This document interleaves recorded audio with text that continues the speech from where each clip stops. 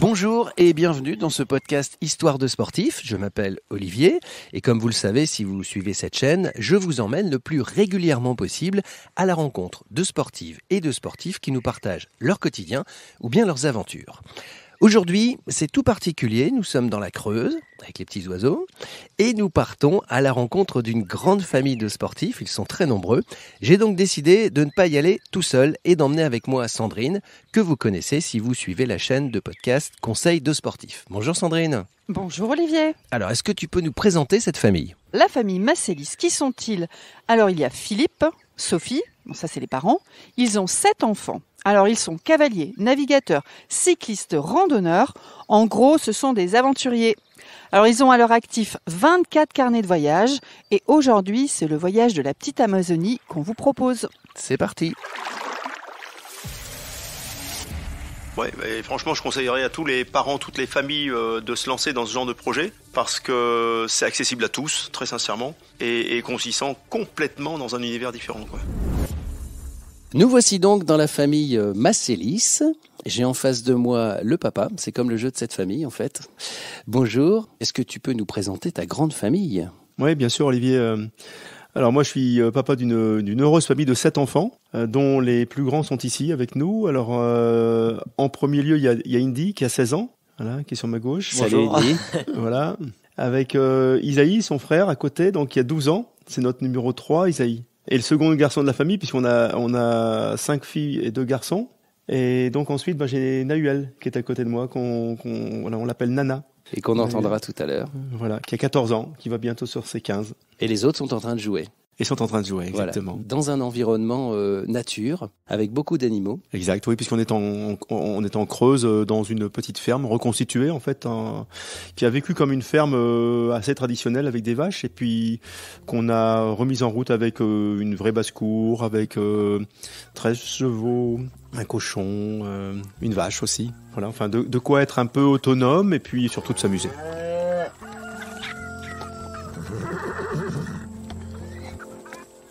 Alors vous avez un mode de vie qui est particulier, enfin je mets vraiment particulier entre guillemets, parce que vous voyagez beaucoup. C'est-à-dire que là on est en Creuse, mais régulièrement, bon sauf là les conditions sont pas réunies, mais vous voyagez énormément et souvent à l'initiative des enfants, on y reviendra après, mais vous voyagez très très régulièrement. Très régulièrement, on va dire une moyenne de 6 mois par an. Entrecoupé de périodes où on est à la maison, justement, où on s'occupe de nos animaux quand il y en a. Il n'y en a pas toujours parce que quand on part une longue période, on fait garder nos animaux ou on les revend. Alors vous avez fait toutes sortes de voyages, vous avez fait Dunkerque, l'Espagne sur des petits bateaux, vous avez fait des voyages en camion, à cheval, vous avez marché, vous avez parcouru une partie de la France à vélo, mais ce qui nous intéresse aujourd'hui, c'est votre aventure dans la petite Amazonie. Alors d'abord, qui a eu l'idée de ce voyage, puisque chez vous, les voyages sont à l'initiative des enfants et ce sont même eux qui les organisent. Ça c'est un sacré point de vue éducatif qu'on a avec Sophie, mon épouse, parce que ça leur permet de se prendre en main. Donc là, en l'occurrence, pour la petite Amazonie, la descente de l'Alert, c'est Isaïe et Nahuel qui se sont pris en main et qui ont contacté les gens qui pouvaient nous aider à organiser ce projet, qui ont été à la bibliothèque chercher les bouquins qui permettaient de savoir où on allait parcourir justement un peu de kayak pour cet été. Voilà, mais c'est vrai que les enfants, pour nous, c'est un plus dans le sens où ils nous donnent des idées en fait de destination. Parfois, c'est complètement incohérent, puisqu'on a eu des tours du monde en dromadaire demandés dans la famille. Bon, on n'a pas encore fait ça, mais disons que parfois, ça peut vraiment correspondre à la demande de tous.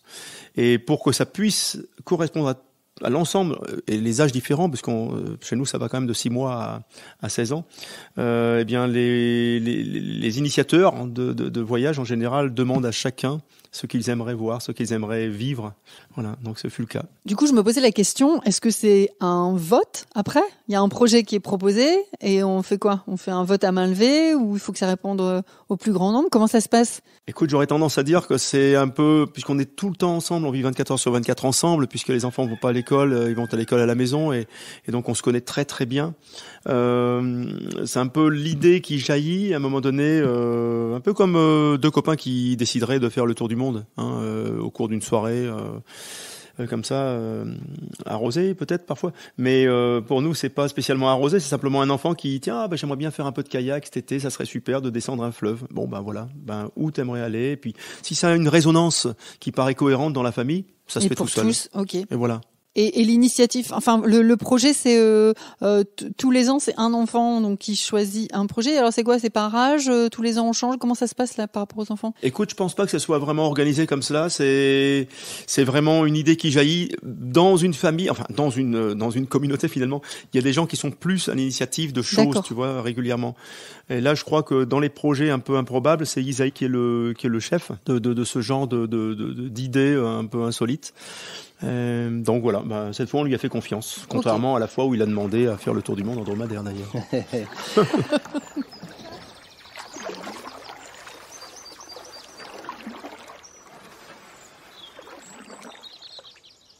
Alors Isaïe, la parole est donc à toi. Comment t'es venue cette idée de la petite Amazonie? Et puis explique-nous ce que c'est que la petite Amazonie, parce que c'est pas en Amazonie justement.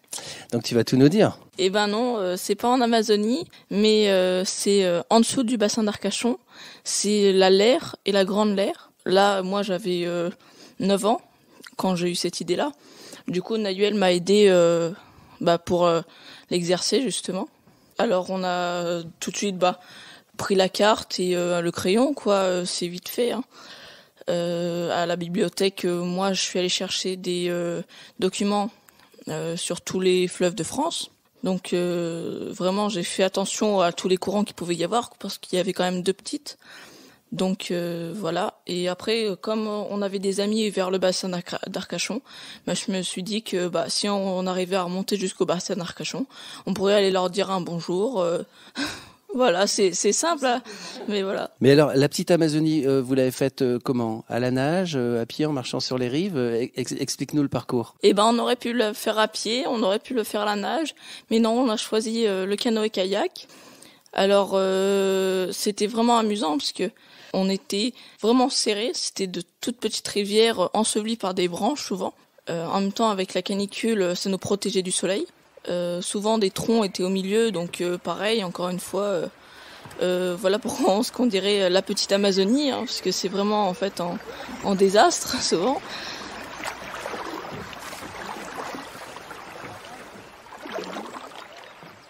Sinon oui, on a fait un parcours des fois à la nage, parce qu'il y avait de la profondeur, il y en a certains qui voulaient se baigner, alors on a sauté du canoë, voilà. Des moments d'amusement surtout. Sur les plages où on s'arrêtait pour manger. Voilà, on en profitait pour se baigner le midi ou le soir.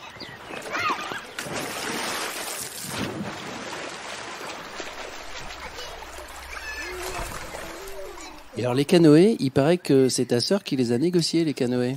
Eh ben oui, elle a réussi à les négocier à Itiwit. Là, je sais pas trop ce que c'est, il faudra demander. Parce que... Elle peut peut-être nous expliquer, Nahuel. Eh bien, donc oui, moi, j'ai pas spécialement participé à la création de ce projet, à la création de l'itinéraire, mais c'est moi qui ai envoyé un mail à Decathlon pour dire que on aimerait bien pour faire la remontée de la Leyre et avoir des canoës à prêter pour pouvoir réaliser ce projet. Et donc j'ai envoyé un mail, j'ai dit que j'avais 11 ans, que c'était mon petit frère et moi qui voulions faire ce projet, qu'on était une famille quand même avec 6 enfants. Et donc Decathlon m'a redirigé vers Jérôme d'Itiwit qui nous a immédiatement répondu en disant que en nous faisant prendre un rendez-vous. Et puis c'est comme ça qu'on a réussi à avoir 3 canoës à prêter, 2 sacs étanches, des gilets de sauvetage et puis la paire de rames qui va avec les canoës. Donc là, l'itinéraire est prêt, le matos, il est là. Comment ça se passe? Il y a une préparation parce que, comme tu le disais tout à l'heure, vous n'avez pas le même âge. Il y a des très petits et puis il y a des plus grands. Il y a une préparation physique parce que du canoë, faut pagayer. Est-ce qu'on prépare les petits? Comment on se prépare à tout ça? Je dirais que dans tous nos projets, on essaye d'avoir cette dimension sportive justement. Donc là, c'est le plus grand frère qui voilà. sait. Et Pour ce projet, donc pour ces projets qui sont quand même souvent assez sportifs, on n'a pas spécialement une préparation olympique, on va dire. On essaye de tester un peu le matériel, forcément avant, de voir si on a les capacités physiques au minimum. Mais disons qu'on va pas vraiment s'entraîner beaucoup avant, mais on va surtout adapter le rythme une fois sur place et voir combien on peut faire de kilomètres par rapport aux membres de la famille. On va pas dire on va pousser pour essayer de faire en autant de jours, il faut qu'en autant de jours on ait descendu l'alaire, sinon c'est fini, après on doit arrêter le projet. On va dire on se laisse le temps qu'il faudra. Si on en a marre un moment, on s'arrête, on se fait une pause, on mange un bout, et puis on repartira après. On se met pas de pression par rapport au fait que ça soit quelque chose de physique, parce que de toute façon c'est un projet qui est physique. Ramer c'est dur souvent. Il faut faire il faut faire quand même tous ces kilomètres à la rame, mais sans se mettre de pression. Mais on est bien d'accord, c'est pas que papa qui rame. Mais c'est pas que papa qui rame, tout le monde a ramé, les plus petits comme les plus grands. Et d'ailleurs, tout le monde était très content de pouvoir apporter justement sa contribution pour faire avancer tout ce qu'on voit peu à peu vers le bassin d'Arcachon. Alors, est-ce que vous vous souvenez du premier jour, le départ, comment ça s'est passé ? On était très pressés. On a vite fait d'avoir sorti les canoës du camion, à les avoir gonflés. Donc encore une fois, gonfler un canoë, on s'était entraîné, comme on était sur les bateaux, on avait gonflé les annexes, tout ça, donc on avait déjà de l'entraînement auparavant. Mais après, on a été très pressés parce que souvent surtout les deux plus jeunes, elles avaient envie de goûter l'eau, de voir si elle était chaude ou froide. C'est l'excitation du départ. C'est très excitant, oui, quand tu sais que tu vas partir pour 3 jours sur l'alaire, juste en famille, dans un endroit que presque personne souvent n'a jamais vu. Pour compléter ce que dit Isaïe, sur cette semaine en fait de voyage sur l'alaire, en fait, il y avait aussi le budget à gérer. C'est important parce que on dépense de l'argent, on sait pas d'ailleurs où on va le dépenser. Donc il faut savoir où faire les courses et tout ça. C'était Isaïe qui avait repéré en fait les différentes étapes. Après, d'un point de vue organisationnel, il y avait quelque chose de supplémentaire que je voudrais quand même ajouter. C'est que c'est ajouté en fait à notre projet Décathlon sur l'alaire la chaîne M6 qui est venue nous filmer. Et donc, on s'est retrouvé avec 2 journalistes, un caméraman et un preneur de son, qui étaient eux-mêmes sur un canoë, sans savoir où ils allaient, à nous accompagner, à faire confiance en fait à Isaïe. Et quand on demande à un enfant d'organiser le voyage, pour nous, les parents, on ne sait pas non plus où on va aller. Intéressant parce qu'en fait, on part vraiment dans le blanc. Donc, ils nous avaient bien parlé de l'alaire, mais à part ouvrir les cartes comme ils avaient fait eux-mêmes en tant qu'enfants, on n'en avait pas fait beaucoup plus en réalité. Donc il y avait une pression effectivement qui s'exerçait sur Isaïe ce jour-là. Je me souviens bien que l'environnement était un peu idyllique, comme il le disait, l'eau qui est un peu marron, les arbres qui retombent en liane sur ce petit bout de rivière de 5 mètres de large.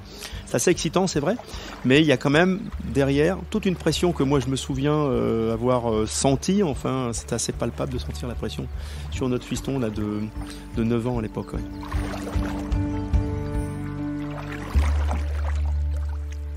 Est-ce que tu peux nous expliquer la journée type ? Le matin, on démarre à quelle heure ? Comment on s'organise ? On s'arrête où ? Qu'est-ce qu'on voit ? Qu'est-ce qu'on sent ? Par exemple, la première journée, on s'est pas trop pressé en fait. Déjà le temps de trouver le camping dans lequel partir. On est parti à 16h. On a fait 5 km 4. 5 km 4, oui. C'est important parce que les ponts donnent des repères, donc on sait exactement. Ouais, donc on regardait sur la carte combien il nous restait, souvent parce que les petites sont des fois au bout d'1h45 de pagaie. C'est sûr que ça commence à être fatigant, dès le premier jour. Alors, ces 1h45 se sont transformés en 2 bonnes heures. Donc, on avait déjà mangé le midi. Donc, pour le premier jour, on est vite arrivé le soir. Mais après, les seconds jours, oui, c'était parti entre 9h30, 10h. Et après, entre 14h et 14h30, c'était une halte si on trouvait un bon endroit, au soleil, s'il fait chaud, et sur du sable, de préférence, que souvent, sur le bord des rivières, c'est des ronces, sinon. Donc, c'est plus idyllique de manger sur du sable. Donc, voilà, après, on faisait les derniers kilomètres tranquillement. Après, souvent le soir, ce qui était embêtant, c'était les petites mouches. Parce que sur les rivières, il y a plein de petites mouches. Et comme il fait chaud, on va pas commencer à s'habiller avec des pulls et tout ça pour se protéger. Alors souvent on en avait dans les yeux. Et ça embêtait beaucoup les petites et même les grands. Quand tu pagayes, tu vois plus rien. T'as des mouches dans les yeux en fait, et ça c'était certainement plus embêtant.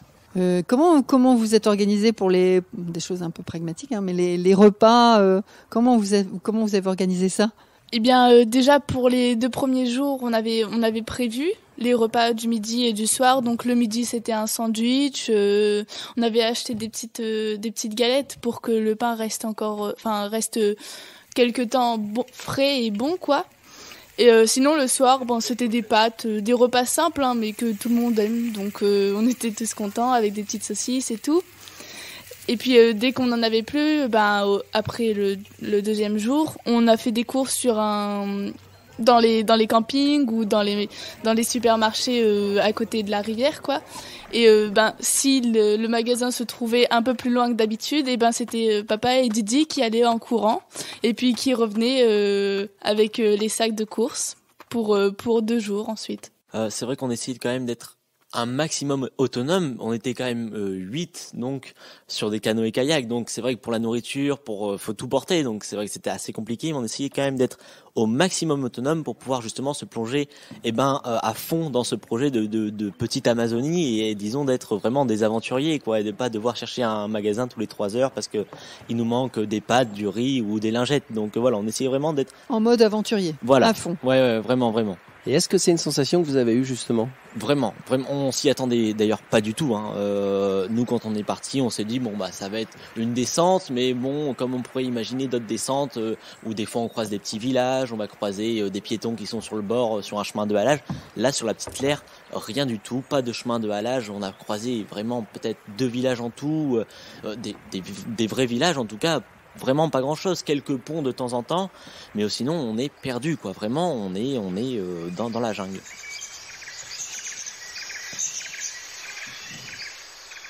On a vu des serpents même. Hein. Ouais, des serpents qui nageaient, tortues. Des anacondas. Ouais. Quand même pas quand même. Non. Justement, les sensations. Là, on a eu les tiennes. Toi qui es le grand frère et toi qui es l'organisateur, c'était quoi tes sensations? Qu'est-ce que tu as ressenti? Est-ce que tu as l'impression d'être Indiana Jones? C'était comment? C'est sûr que dans la tête d'un enfant de 9 ans, quand tu es en plein milieu en fait d'une forêt qui te tombe dessus en fait, les arbres se sont tombés les uns contre les autres, tu te demandes comment ça tient, tu te dis ouais d'accord, comment tu vas ressortir de ça en fait. Et une fois que tu es ressorti, tu te dis ah ouais, je suis super fort en fait.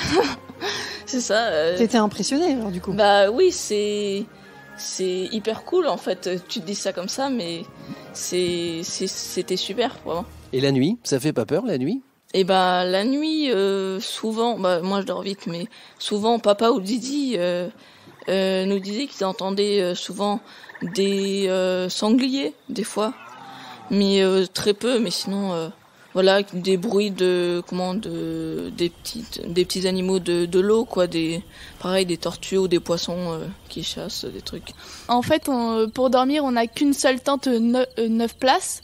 Et donc, on est tous serrés les uns contre les autres et ça laisse pas trop le temps d'avoir peur. Donc, puis le soir, on avait le droit à la petite histoire de papa. Donc, non, on n'avait pas peur du tout. Justement, tu parles de papa et là, c'est au papa que je m'adresse. Est-ce que quand on s'embarque dans une aventure comme ça, même si on n'est pas non plus au bout du monde, est-ce qu'on n'a pas des petits moments d'inquiétude parce que c'est une épreuve physique pour les petits comme pour les grands d'ailleurs, et puis on est quand même en pleine nature? Oui, on est en pleine nature en fait dans l'Alaire. Ce qui est intéressant, c'est que ça commence à Comensac en fait. Alors la base de départ, c'est New Mexico. C'est une base de loisirs en fait qui est organisée autour du canoë-kayak et qui est interdite. En fait, il faut savoir que l'Alaire est interdite à tout public de moins de 6 ans. Donc nous, on avait des filles de moins de 6 ans. Et si on n'avait pas eu l'aide de Decathlon à l'époque et si on n'était pas arrivé avec nos propres canoës-kayak, on n'aurait pas eu le droit d'en louer. Parce qu'il faut savoir que quand même l'Alaire est une petite rivière qui peut se révéler dangereux dès qu'il pleut. Et le phénomène le plus dangereux, c'est le courant, bien entendu, qui se heurte au tronc d'arbre dont parlait Isaïe. Et alors, techniquement, il faut savoir se décravater les canoïstes et kayakistes comprendront certainement. C'est-à-dire que le kayak a tendance à se cogner latéralement sur un tronc, par exemple, qui émerge de l'eau, et s'enrouler presque autour. Et ça peut provoquer en fait le retournement d'un kayak si on ne fait pas attention. Donc il y a ce genre de technique qu'il faut apprendre avant de se lancer sur l'alert. On a eu de la chance, il ne pleuvait pas, il y avait vraiment un très très beau temps à ce moment-là. Mais c'était peut-être le côté un peu technique qui nous manquait, je dirais. Une des choses dont les parents pourraient avoir un peu la trouille. Après, on y a vu quelques serpents quand même, dont une vipère, je me souviens, accrochée à un tronc. Donc on se dit qu'on est quand même dans une vraie nature. Hein, c'est pas un parc zoologique, tout n'est pas organisé en fait autour du canoë. On est vraiment dans une petite Amazonie en vrai où on peut se heurter à des soucis de crevaison d'un canoë en plein milieu de nulle part, morsure d'un serpent si on se met pieds nus n'importe où. Donc attention quand même, les petites mouches qui peuvent se révéler pas dangereuses mais embêtantes. Les moustiques, ben oui, ça gratte, on se gratte, ça peut provoquer une infection. En une semaine de temps, il peut arriver des petits soucis si on fait pas attention à tout ça. Alors, c'est vrai que nous on a une famille de voyageurs quand même. On voyage régulièrement, tous les ans, dans des pays comme l'Inde, aussi bien que l'Amérique du Sud, hein, mais bon, on ne s'attendait pas à ce genre d'ambiance. Faudrait le voir en image, mais de lianes en fait qui tombent vraiment dans une eau brunâtre, un peu comme celle de l'Amazonie. Hein. Moi qui ai eu l'occasion de parcourir l'Amazonie justement en canoë, parfois je me suis trouvé dans ce genre d'ambiance véritable. Voilà. Du coup, en plein milieu des langues de gaz. Quoi. Enfin, ah oui, c'est c'est plus surprenant que ce que tu y pensais au départ. C'est beaucoup plus. On ne peut pas imaginer qu'en plein milieu des landes de Gascogne, comme on dit, eh bien, on ait ce genre d'ambiance, d'atmosphère, justement, d'une petite Amazonie. Et je pense que c'est une très bonne expérience pour n'importe qui d'aller là-bas, parce que c'est très proche de tout finalement, et en même temps très lointain au niveau de l'atmosphère qu'on peut en ressentir. Et alors, il paraît que quand vous voyagez comme ça, d'ailleurs lors de tous vos voyages, vous tenez un carnet de bord. Bah oui, alors parce que il y a plusieurs raisons déjà. Pourquoi on fait ce carnet de bord? Déjà, il faut faire l'école pour les plus petits, pour les plus grands sont au CNED maintenant, donc c'est plus pareil, mais il faut quand même un certain moyen d'éducation pour les plus petits. Donc le carnet de bord, c'est parfait, c'est le moyen parfait pour travailler l'école. Ça fait du français, ça fait de l'art plastique, ça fait des mathématiques, de l'histoire géo, parce qu'on essaye de se documenter un maximum pour fournir des articles très construits avec beaucoup d'informations à l'intérieur. Et puis aussi c'est un très très bon souvenir après qu'on peut montrer aux grands-parents, aux parents, qu'on peut montrer à la famille, aux amis, et ça c'est vrai que c'est toujours une grande fierté quelque part de montrer son journal de bord, de dire ça c'est les dessins qu'on a fait là, ça c'est les dessins qu'on a fait là, ça c'est un article sur ça, oui on a appris ça à tel endroit, et donc c'est vrai que ça a deux raisons bien particulières pour faire ce journal de bord qu'on fait à peu près à tous nos voyages. Il y en a combien alors? Il y en a combien là aujourd'hui? Vous en avez combien? Il me semble 24e, c'est ça, 24e. Et ça, c'est le 24e journal de bord. Alors, des fois, c'est des voyages plus banals, on va dire. Des fois, des voyages banaux, pardon. Des voyages plus banaux, excusez-moi. Et des fois, ça va être des voyages comme les USA, absolument grandioses, on va dire. Hein. Et puis, il y a d'autres voyages plus sportifs comme l'ALER, plus des aventures vraiment comme l'ALER. Ça peut aller sur tous les sujets. Tant qu'on n'est plus chez nous, on fait un voyage un journal de bord, pardon. C'est quelque chose que vous transmettez aussi, je crois, dans les maisons de retraite. Vous faites des reportages sur vos voyages. Tu as raison, il faut allier l'utile à l'agréable. Tu vois, je crois que quand on est une famille comme ça, nombreuse, quelque part, on est beaucoup regardé. Ne serait-ce que quand on marche dans la rue. Alors quand on est en voyage et à l'étranger, de surcroît, les gens nous posent souvent des questions. Mais pourquoi vous faites ci, pourquoi vous faites ça, pourquoi on n'a pas une vie normale, dans la norme tout au moins. Et c'est vrai qu'on a eu envie de retransmettre ce pourquoi et ces réponses en fait à un public. Alors ça fait quelques années, ça fait 4 ans qu'on s'est lancé avec une association qui s'appelle Esprit d'aventure justement dans la réalisation de documentaires. Vidéos ou photos. En fait, ces documents, on les présente à des anciens qui sont en maison de retraite. Le choix du public va peut-être vous poser des questions en fait. Mais avec nos enfants, les grands-parents sont assez loin. Hein, ils sont dans le nord de la France. Donc je pense que les grands-parents nous manquent en quelque sorte. On a fait parfois des présentations de documentaires des écoles. Ah, parce que du coup, vous faites des images à chaque fois. On fait des images, voilà, on fait des images, des vidéos ou des photos. On a présenté ça à des enfants et on s'est rendu compte qu'en fait, les enfants avaient des questions, certes, mais ils n'avaient pas de culture à nous apporter sur ce qu'on avait fait. Alors que les anciens dans les maisons de retraite, quand on va les rencontrer, partagent toujours beaucoup avec nous. Il y a plus d'interaction peut-être ? Il y a énormément d'interaction. On a un vrai retour par rapport aux anciens qui disent quand on était jeune, nous on faisait ça, on n'aurait jamais fait ça, ou alors nous on a vécu ça. Et c'est vrai que du coup c'est intéressant de savoir eux, ce qu'ils vivaient à l'époque, et puis ce qu'ils ont vécu pendant leur vie qui a été plus grande que la nôtre. Et voilà, c'est vrai que c'est toujours un moment de partage très très intéressant dans notre aventure, parce que ça fait aussi partie de l'aventure quelque part quand on revient et qu'on partage le voyage qu'on a fait. Tu continues l'aventure. On continue l'aventure, voilà, c'est ça. Il y a un avant qui est la préparation, il y a un pendant et il y a vraiment un après. Ça fait vraiment partie de notre projet pédagogique de famille en fait. Ouais.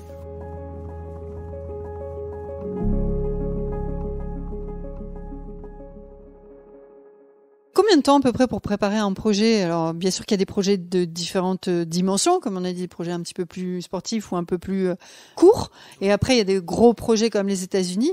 Mais globalement, vous y mettez combien de temps à l'avance ? Par exemple pour la LER, on s'y est mis dès qu'on en a parlé. En fait, comme c'est un petit projet, alors.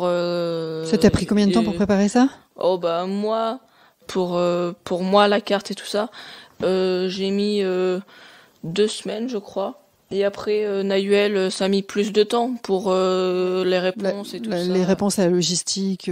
En 2 mois, je pense que ça a été fait, quoi. Ça a été bouclé, on pouvait partir. On a fait un projet il y a quelques années qui était le descendre de Dunkerque jusqu'à l'Espagne avec des petits bateaux à voile. Et là, par contre, la préparation nous a pris 1 an. Un an de préparation. Toute une année scolaire. Voilà. Dont Indy était à l'origine d'ailleurs. Parce qu'il fallait apprendre la navigation, la réglementation maritime.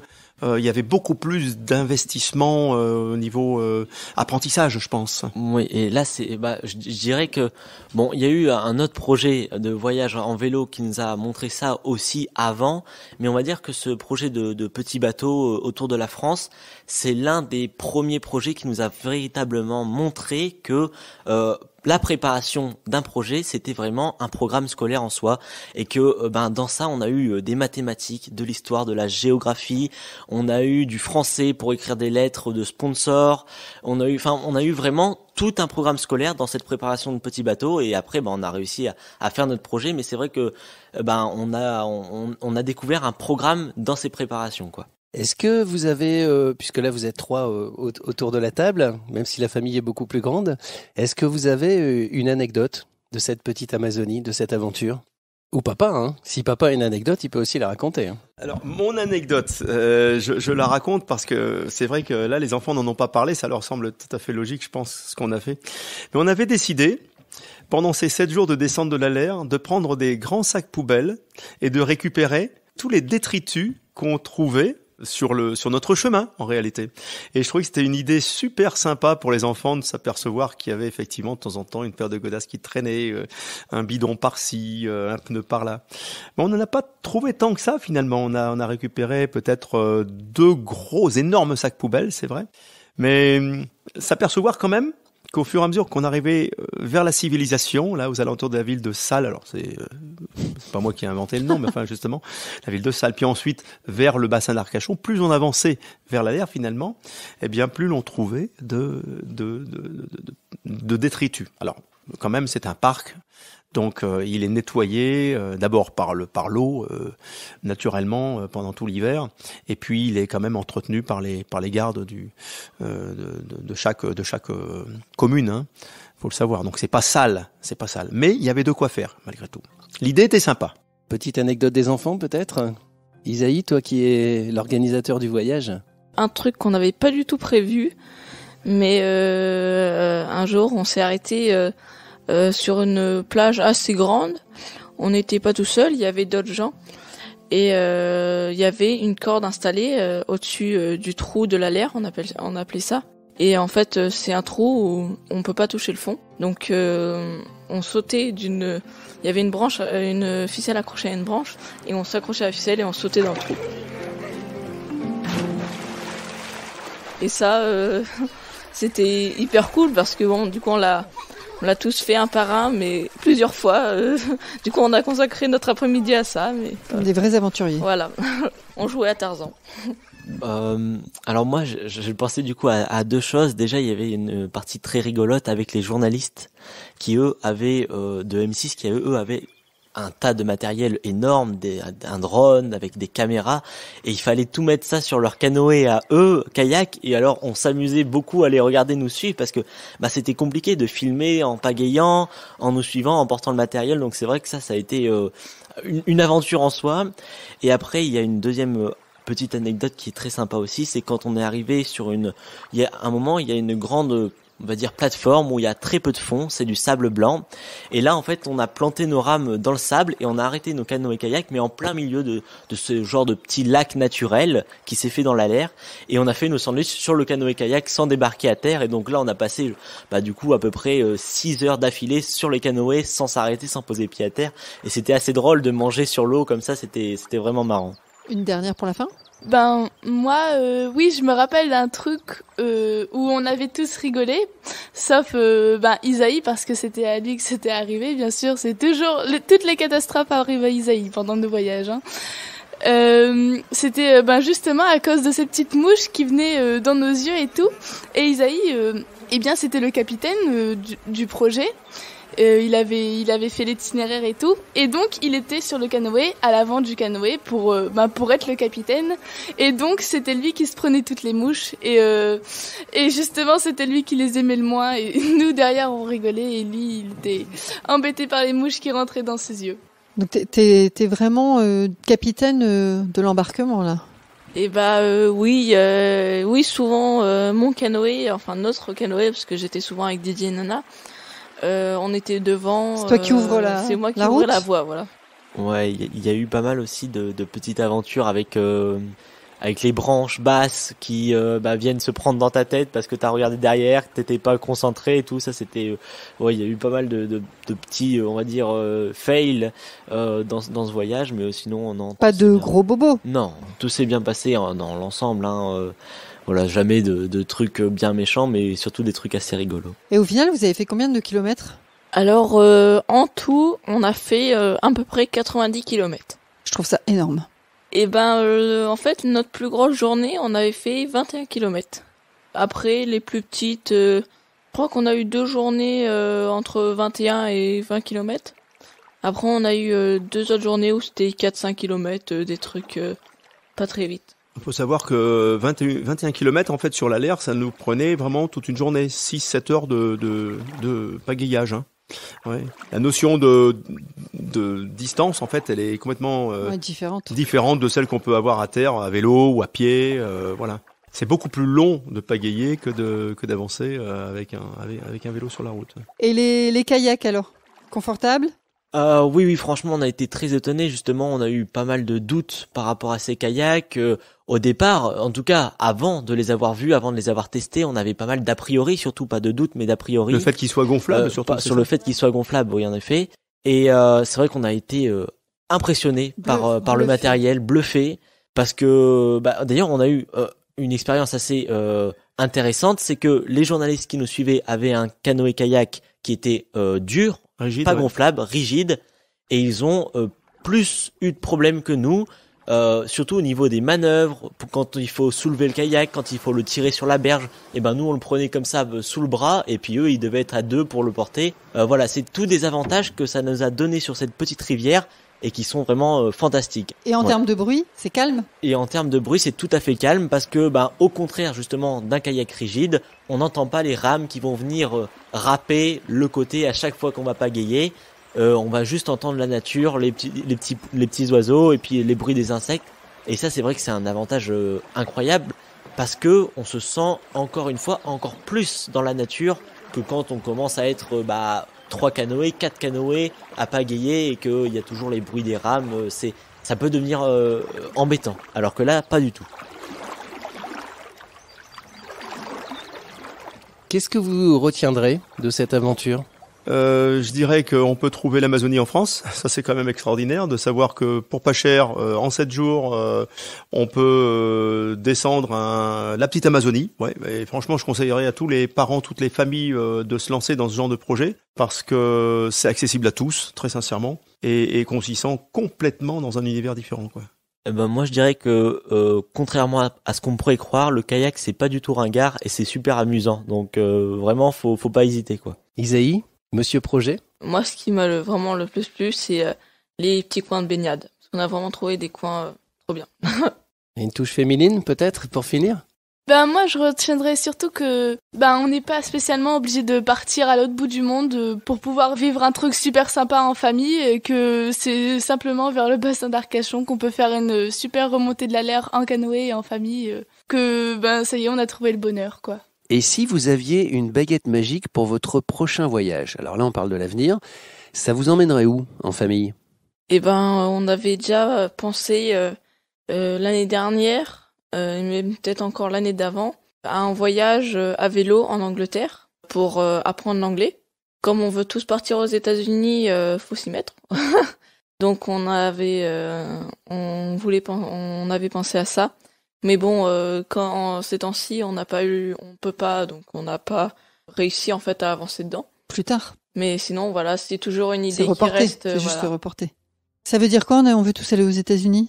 C'est que on aime tous le cheval, donc on aimerait tous avoir un ranch là-bas, faire des rodéos, des trucs, des États-Unis quoi. Je m'adresse encore une fois au papa.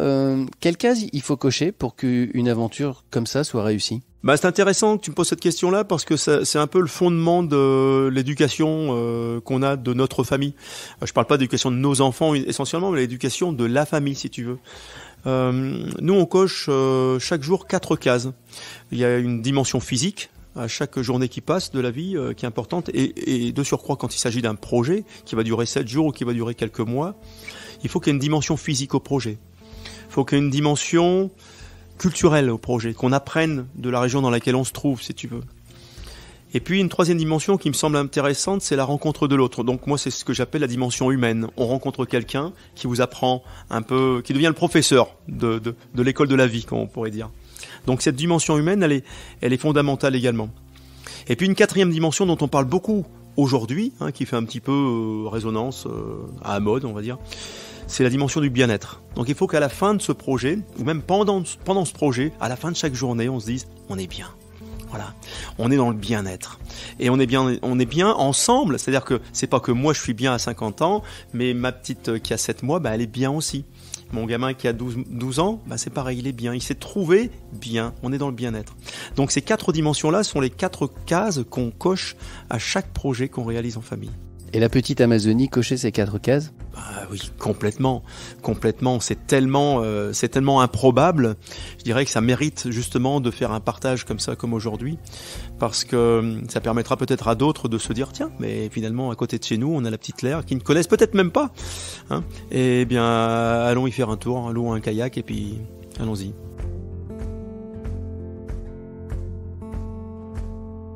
En tout cas, merci de nous avoir reçus si gentiment chez vous, dans la Creuse. On salue évidemment les nombreux autres enfants que vous n'avez pas entendus et puis on remercie la maman Sophie de s'être occupée d'eux pendant qu'on enregistrait ce podcast. En tout cas, bravo pour votre belle famille et je pense qu'on peut vous applaudir. C'était la famille Massélis. Moi, je voulais leur demander quelque chose. Je voulais savoir s'ils voulaient pas me prendre avec eux dans leur prochaine aventure. Ils n'ont pas l'air d'accord. C'est pas grave, je m'imposerai. Et bien voilà, c'est sur le désarroi de Sandrine, que je remercie d'ailleurs de m'avoir accompagné, que l'on se quitte. J'espère que cette famille vous a enchanté, tout comme nous. J'espère que ce podcast vous a plu. Si c'est le cas, n'hésitez pas à le partager, puis mettre des étoiles sur Apple Podcast. On se dit à très vite pour d'autres histoires de sportifs, d'autres aventures, et n'hésitez pas à aller consulter la chaîne des conseils de sportifs, et aussi la chaîne des coulisses, une toute nouvelle chaîne de Décathlon.